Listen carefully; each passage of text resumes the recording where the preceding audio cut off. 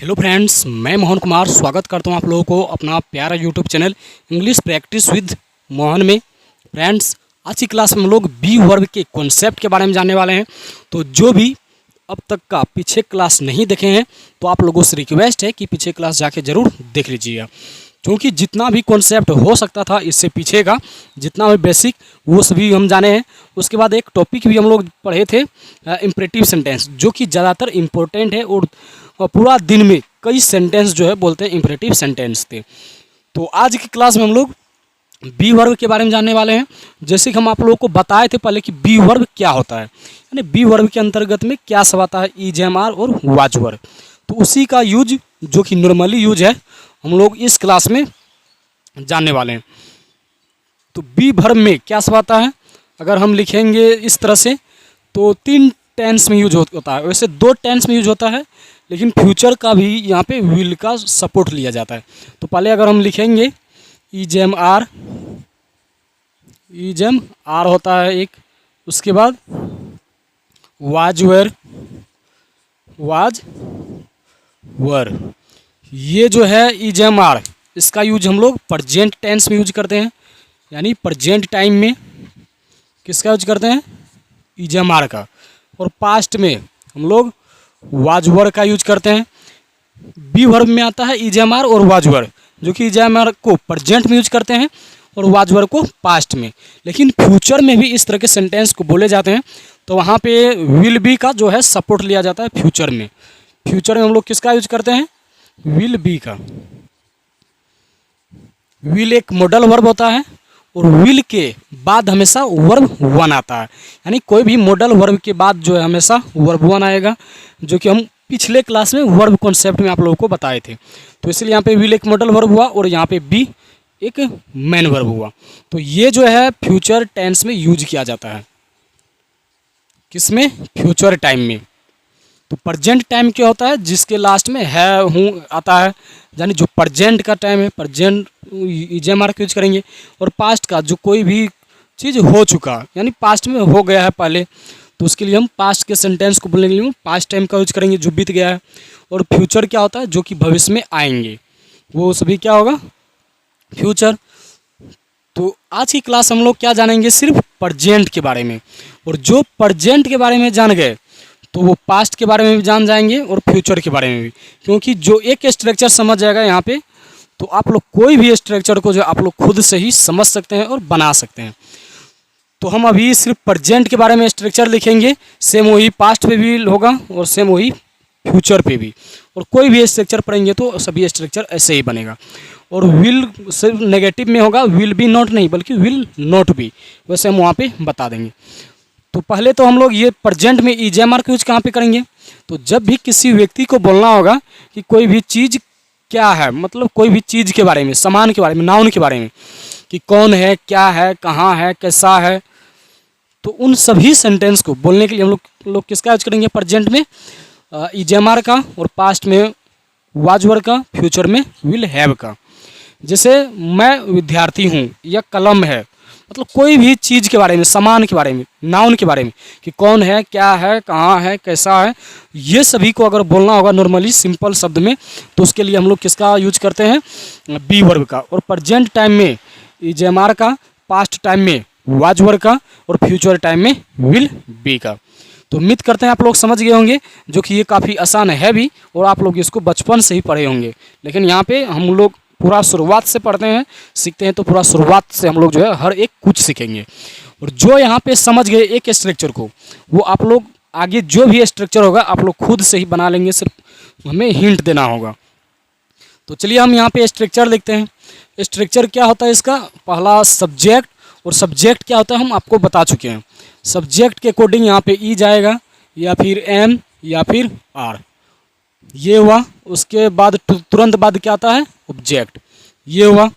और इसी का नेगेटिव स्ट्रक्चर कैसे बनते हैं, फिर सब्जेक्ट आता है, सब्जेक्ट का सब्जेक्ट, और जो ये मेन वर्ब है यहाँ पे, बिना मेन वर्ब का कोई भी सेंटेंस नहीं होगा, ये अपने आप में यहाँ पे मेन वर्ब होता है। अगर इसके बाद कोई और मैन वर्ब आता तब वो मैन वर्ब होता और ये हेल्पिंग वर्ब। लेकिन इस सेंटेंस में कोई मैन वर्ब है नहीं, ये सभी की बात, तो ये हेल्पिंग वर्ब ही यहाँ पे किसका काम करता है, मैन वर्ब का। तो ये सभी यहाँ पे मैन वर्ब का यूज हम लोग जान रहे हैं। तो सब्जेक्ट और ये इज एम आर, उसके बाद नेगेटिव सेंटेंस के लिए नॉट, उसके बाद जो भी ऑब्जेक्ट आएगा सेंटेंस के अकॉर्डिंग वो। ये पॉजिटिव सेंटेंस को बनाने के लिए हम लोग पॉजिटिव स्ट्रक्चर, और नहीं वाले सेंटेंस को बनाने के लिए नेगेटिव स्ट्रक्चर, जो कि 2 नंबर यहाँ पे हम नंबर भी लिख देते हैं। उसके बाद 3 नंबर जो होता है इंट्रोगेटिव स्ट्रक्चर। और इंट्रोगेटिव स्ट्रक्चर बनाते कैसे ये आप लोग को समझना है। क्या कि ये सिंपल स्ट्रक्चर था, उसमें जो वर्ब है उसके बाद हम नोट लिख दिए तो नेगेटिव बन गया। और इंट्रोगेटिव कैसे बनाएंगे, जो भी यहाँ पे वर्ब होता है वर्ब, इसको हम लोग क्या करते हैं पहले लिखेंगे। तो पहले यानी जो भी वर्ब है इसको पहले, तो क्या है इज एम, उसके बाद आर, उसके बाद फिर जो ये पहला नंबर में सब्जेक्ट होता है इसको यानी उल्टा पुल्टा कर देते, जो 2 नंबर में था उसको 1 नंबर में, जो 1 नंबर में है इसको 2 नंबर में। यहाँ पे क्या लिखेंगे सब्जेक्ट, यानी इज एम आर, उसके बाद सब्जेक्ट, उसके बाद ऑब्जेक्ट। और ये इंट्रोगेटिव है, मतलब प्रश्नवाचक चिन्ह भी यहाँ पे आएगा और वहाँ पे फुल स्टॉप। उसके बाद इसमें भी नेगेटिव आ सकता है, यानी नहीं इसमें भी आएगा। तो इसके लिए क्या करेंगे, इज एम का यानी इज एम आर तो रहेगा ही, इज एम आर, उसके बाद जो सब्जेक्ट है सब्जेक्ट लिखेंगे, उसके बाद हम लोग नोट लिखेंगे, उसके बाद यहाँ पे ऑब्जेक्ट और अदर वर्ड्स लिखेंगे। वैसे ये नोट चाहे तो हम यहाँ पर भी लिख सकते हैं, लेकिन यहाँ पे इज नोट को इजेंट लिखना पड़ेगा।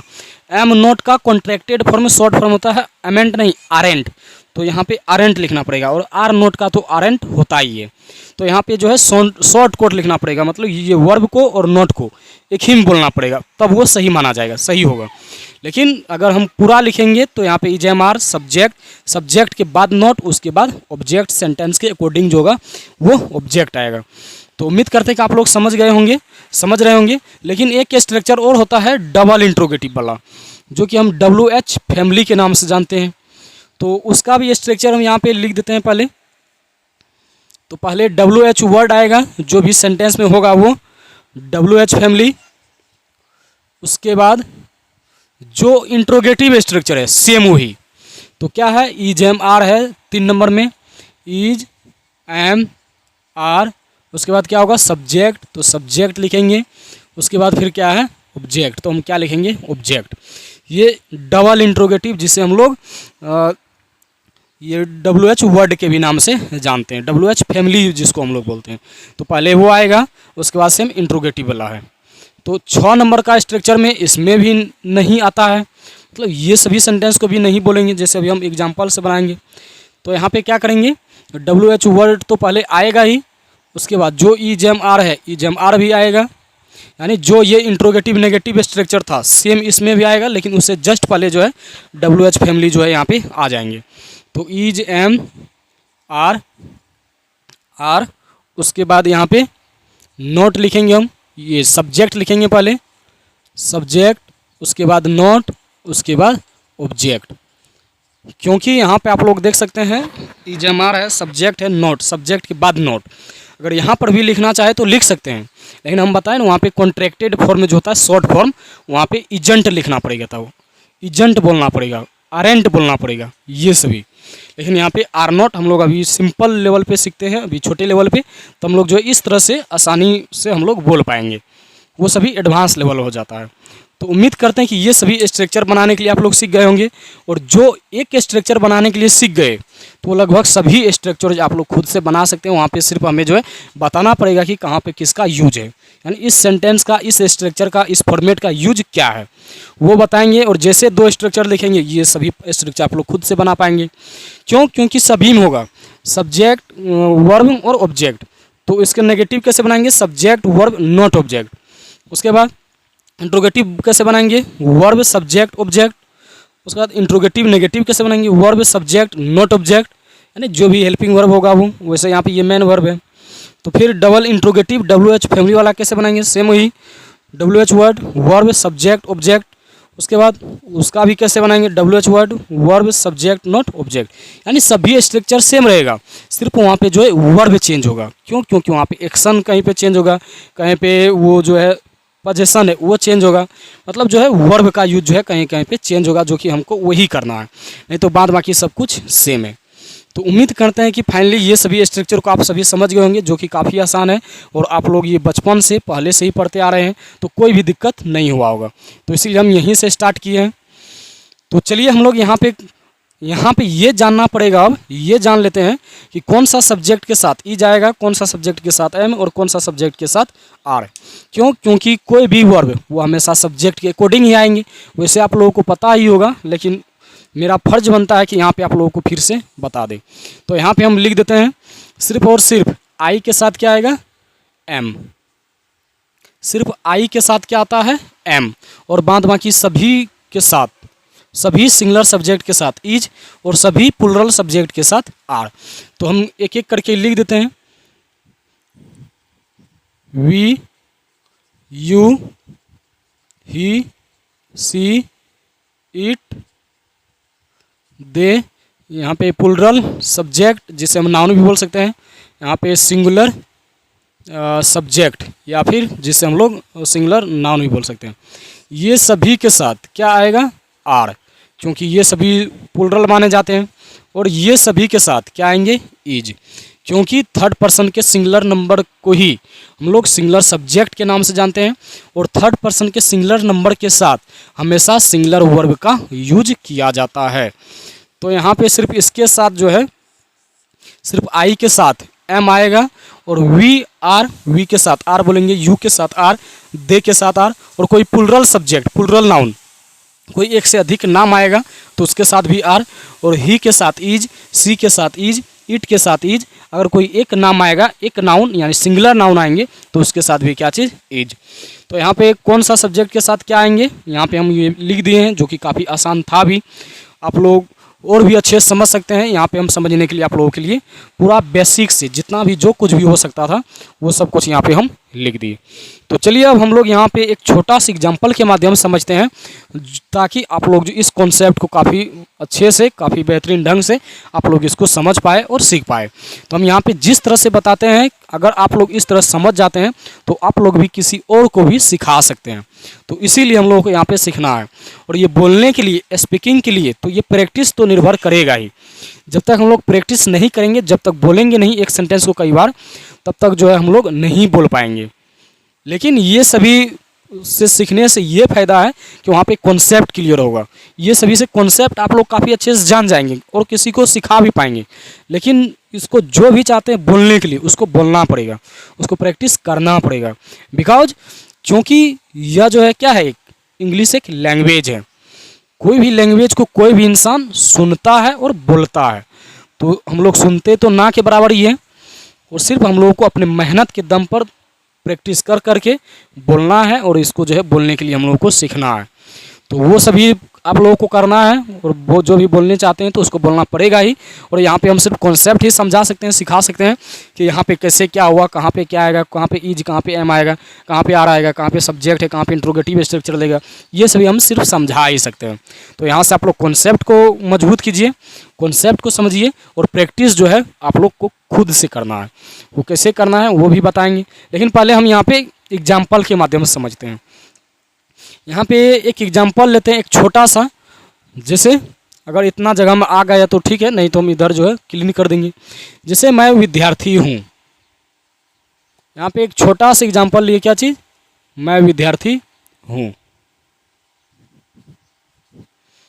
मैं विद्यार्थी हूँ, तो बोले थे ना कि EJMR का यूज कहाँ पे करेंगे, प्रेजेंट में। अगर यहाँ पे था रहता तो ये पास्ट का हो जाता, अगर होंगे होता तो ये फ्यूचर को हो जाता। लेकिन अभी हम प्रेजेंट के बारे में जान रहे हैं, तो ये प्रेजेंट का इधर मैं विद्यार्थी हूँ। तो यहाँ पे क्या करेंगे, पहले हम सेंटेंस को पहचानेंगे कि सेंटेंस कौन सा है। तो ये पॉजिटिव सेंटेंस है, मतलब हूँ, तो हूँ मतलब ये अच्छा है, मैं विद्यार्थी हूँ। तो यहाँ पे हम पॉजिटिव स्ट्रक्चर से बनाएंगे। अगर ये रहता मैं विद्यार्थी नहीं हूँ, तो उसके लिए हम 2 नंबर स्ट्रक्चर से बनाते। अगर रहता क्या मैं विद्यार्थी हूँ, मतलब क्या शुरुआत में रहता, तो उसके लिए हम लोग इससे बनाते 3 नंबर स्ट्रक्चर से। और उसमें भी रहता ये क्या मैं विद्यार्थी नहीं हूँ, तो उसके लिए हम लोग 4 नंबर का स्ट्रक्चर से बनाए थे। यानी क्या भी है और नहीं भी रहता, तो इससे अगर इसी सेंटेंस में ये रह जाता मैं विद्यार्थी क्यों हूँ, क्यों, कब, कैसे, कहाँ, कौन, अगर ये सभी आ जाता तो हम 5 नंबर के स्ट्रक्चर से। अगर उसी में मैं विद्यार्थी क्यों नहीं हूँ, क्यों भी और नहीं भी आ जाता, कहने मतलब WH फैमिली कोई भी और नहीं भी आ जाता, तो उसके लिए हम लोग 6 नंबर का स्ट्रक्चर का यूज करते हैं। तो उम्मीद करते हैं कि आप सभी लोग समझ गए होंगे। तो यहाँ पे है ये पॉजिटिव सेंटेंस। पॉजिटिव सेंटेंस को हम लोग पॉजिटिव स्ट्रक्चर से बनाएंगे। तो पॉजिटिव स्ट्रक्चर क्या कहता है, जो स्ट्रक्चर कहता वो स्ट्रक्चर के अकॉर्डिंग बनाएंगे हम लोग। तो सेंटेंस यहाँ पे स्ट्रक्चर है सब्जेक्ट, और सब्जेक्ट इसमें होता है मैं, और मैं का सब्जेक्टिव केस क्या होता है, आई। तो यहाँ पे हम लोग क्या लिखना पड़ेगा, आई। तो सब्जेक्ट लिखे, और सब्जेक्ट के अकॉर्डिंग दुनिया का कोई भी वर्ब वो हमेशा सब्जेक्ट के अकॉर्डिंग आते हैं। तो सब्जेक्ट हुआ यहाँ पे आई, तो आई के साथ EJMR में से क्या आता है, हम अभी बताए हैं सिर्फ एम। आई के साथ हमेशा क्या आता है, एम। उसके बाद ऑब्जेक्ट, और ऑब्जेक्ट इसमें क्या है, स्टूडेंट यानी विद्यार्थी। विद्यार्थी का इंग्लिश होता है स्टूडेंट, यह एक नाउन है। स्टूडेंट क्या होता है, नाउन। और हम बताए थे कोई भी सब्जेक्ट या फिर ऑब्जेक्ट नॉर्मली एक नाउन होगा या फिर एक प्रोनाउन होगा। तो यहाँ पे क्या था, नाउन। ये आई एम ए स्टूडेंट, और ये स्टूडेंट सिंगुलर काउंटेबल नाउन है, तो इससे पहले हम क्या करेंगे, ए लगा देंगे, आई एम ए स्टूडेंट। तो ये सेंटेंस क्या हुआ, ग्रामेटिकली पूरा करेक्ट हुआ, मतलब सही हुआ। उसके बाद अगर हम लोग 2 नंबर से इस एग्जाम्पल जाने, यहाँ पे हम सब्जेक्ट बदल देते हैं, आप किसान नहीं है, आप किसान नहीं है। तो यहाँ पे हम क्या लिखे, नहीं है, तो यह नेगेटिव सेंटेंस हो गया। तो नेगेटिव सेंटेंस हुआ तो हम यहाँ पे 2 नंबर का स्ट्रक्चर से बनाएंगे। तो 2 नंबर का स्ट्रक्चर क्या कहता है, पहले सब्जेक्ट, और सब्जेक्ट इसमें है आप, और आपका यू होता है, और यू का सब्जेक्टिव केस क्या होता है, यू, और यू का ऑब्जेक्टिव केस भी यहाँ पे यू ही होता है। लेकिन यहाँ पे यू क्या है, ऑब्जेक्ट है कि सब्जेक्ट है, दोनों होता है एक ही, लेकिन उसको पहचानेंगे कैसे, सेंटेंस में यूज के अकॉर्डिंग पहचानेंगे। तो यहाँ पे ऑब्जेक्ट है कि सब्जेक्ट, यहाँ पे सब्जेक्ट है, कैसे पता चला, क्योंकि यहाँ पे सब्जेक्ट चाहिए मुझे, तो यू का सब्जेक्ट क्या होता है, यू ही होता है, मतलब यू सब्जेक्ट है। उसके बाद EJMR है, तो यू के साथ क्या आता है, आर, तो यहाँ पे हम क्या लिखेंगे, आर। उसके बाद फिर है नोट, नहीं के लिए यहाँ पे क्या आया, नोट, तो यहाँ पे हम लोग नोट लिखेंगे। उसके बाद फिर है ऑब्जेक्ट, और ऑब्जेक्ट इसमें क्या है, फार्मर, और फार्मर भी सिंगुलर काउंटेबल नाउन है, इसको भी काउंट कर सकते हैं। तो यहाँ पे हम इससे भी पहले ए लिख देंगे, उसके बाद फार्मर लिखेंगे। You are not a farmer, आप एक किसान नहीं है, ये हुआ। चलिए हम और भी एग्जाम्पल लेते हैं यहाँ पे, तीसरा जो कि हम इंट्रोगेटिव स्ट्रक्चर के लिए लेते हैं। क्या बोले थे हम, इसका यूज कहाँ पे होता है, अगर सिर्फ क्या शुरू में आएगा, क्या, जिसे हम यहाँ पे लिख देते हैं, क्या वह, यहाँ पे अगर हम लिखना चाहें क्या वह खुश है, या हम पागल ही लिख देते हैं, क्या वह पागल है, और यहाँ पे प्रश्नवाचक चिन्ह, हम किसी से सवाल किए हैं, प्रश्न किए हैं, क्या वह पागल है। तो उसी के लिए हम लोग क्या करेंगे, 3 नंबर के स्ट्रक्चर का यूज करेंगे। और 3 नंबर स्ट्रक्चर क्या कहता है, EJMR में से कोई एक आएगा, वो आएगा किसके अकॉर्डिंग, सब्जेक्ट के अकॉर्डिंग। और सब्जेक्ट पहले हम देखेंगे, ऐसे नहीं कि आर लिख देंगे अपने तरफ से, क्योंकि सब्जेक्ट के अकॉर्डिंग आता है, लिखा है पहले, लेकिन आएगा किसके अकॉर्डिंग, सब्जेक्ट के अकॉर्डिंग। और सब्जेक्ट यहाँ पे है वह का इंग्लिश हुआ ही, और ही हुआ 3rd पर्सन का सिंगुलर नंबर, वैसे हम यहाँ पे भी लिख दिए, ही के साथ ईज आता है। तो यहाँ पे हम लोग क्या लिखेंगे, EJMR में से ईज। कैसे पता चला, क्योंकि यहाँ पे सब्जेक्ट क्या है, ही, तो ईज ही। और मैड, यहाँ पे क्या लिखेंगे, ईज ही मैड, और पागल का क्या होता है, मैड। वैसे हम पागल को भी गिन सकते हैं, और यहाँ पे प्रश्नवाचक चिन्ह आएगा, फुल स्टॉप नहीं, प्रश्नवाचक चिन्ह, और यहाँ पर भी हम लोग ये लिख सकते हैं, इज ही ए मैड, क्या वो पागल है, ये हुआ। उसके बाद हम लोग 4 नंबर का स्ट्रक्चर का यूज करते हैं यहाँ पे। अगर इसी को लिख देते हैं, क्या वह पागल नहीं है, जैसे हम लिखना चाहें, क्या आप अच्छे नहीं है, अच्छे हम यहाँ पे ले लेते हैं, क्या आप अच्छे नहीं है। तो यहाँ पे कौन सा स्ट्रक्चर का यूज होगा, यहाँ पे क्या भी आ गया शुरुआत में, सिर्फ और सिर्फ क्या आएगा, क्या। तो यहाँ पे वाट कर नहीं लिखेंगे, अगर ये क्या बीच में आ जाता तो यहाँ पे हम वाट बनाते, वाट लिखते, क्योंकि क्या का इंग्लिश वाट होता है। लेकिन यहाँ पे क्या अगर शुरुआत में आ गया तो उसके लिए हम लोग इंट्रोगेटिव हो गया, सिर्फ इंट्रोगेटिव, तो इसके लिए 3 नंबर, अगर पॉजिटिव है तो 3 नंबर, अगर इंट्रोगेटिव नेगेटिव है तो 4 नंबर स्ट्रक्चर का यूज करेंगे। जैसे कि यहाँ पे क्या आप अच्छे नहीं है, क्या भी है और नहीं भी है, तो इसके लिए हम लोग 4 नंबर का स्ट्रक्चर यूज करेंगे। तो आप यहाँ पे सब्जेक्ट क्या है आप, यू, और यू के साथ क्या आता है आर, तो यहाँ पे क्या लिखेंगे आर।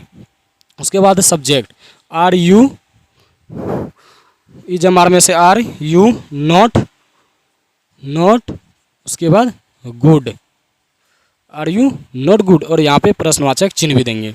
क्या आप अच्छे नहीं है, तो ये सभी हुआ। अगर हम इसको 1 नंबर 5वां स्ट्रक्चर को समझना चाहे तो इसके लिए हम लिख सकते हैं आप पागल क्यों है, या फिर आप यहाँ पे हम डॉक्टर ही लिख देते हैं, नहीं तो पागल ही लिख लीजिए। आप पागल क्यों है, या आप, अच्छा खुश अच्छा रहेगा, चलिए यहाँ पे हम खुश लिख देते हैं।